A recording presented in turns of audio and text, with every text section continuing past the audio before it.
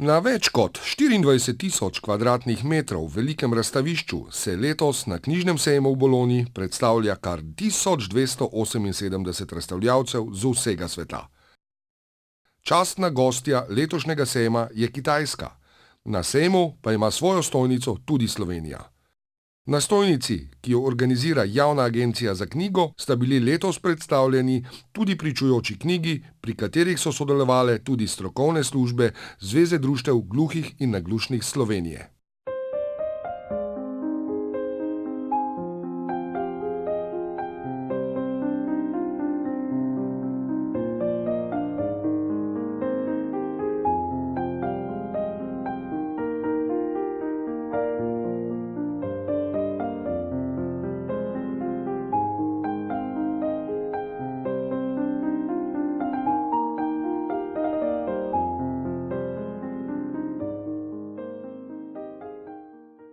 Javna agencija za knjigo tukaj na sejmu v Bologni že vrsto let organizira nacionalno predstavitev, tudi z nacionalno stojnico. Ta se je v zadnjih letih povečala.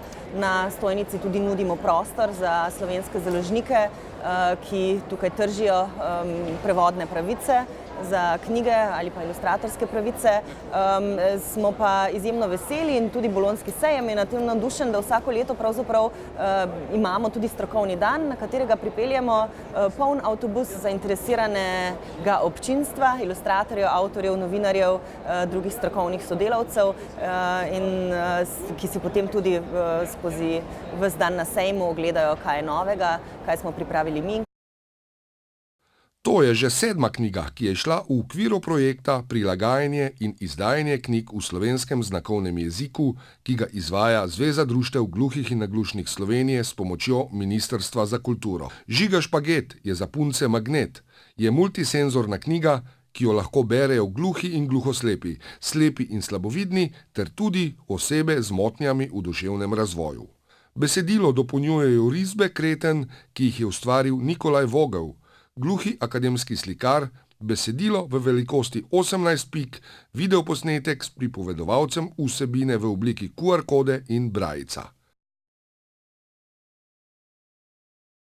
Poleg tega je knjiga prejela tudi priznanje oziroma znak Zlata hruška, ki ga knjižnice vsako leto dodelijo najboljšim mladinskim knjigam, knjigi pa sta izšli pri založbi Miš. Prvo knjigo smo že izdali samo v brajici in smo bili zelo ponosni tudi na njo. Tukaj smo se pa pač povezali z Zavodom za gluhe oziroma Zvezo zavodov in mislim, da je ratela zelo dobra knjiga, no, zelo tak poseben projekt. Za to vrstne knjige definitivno pritegnejo pozornost, ni pogosta zadeva tole, zaradi tega pritegne pozornost, jih pa zanima tudi sama zgodba, ne toliko sama izvedba, pa to je kot nek bonus.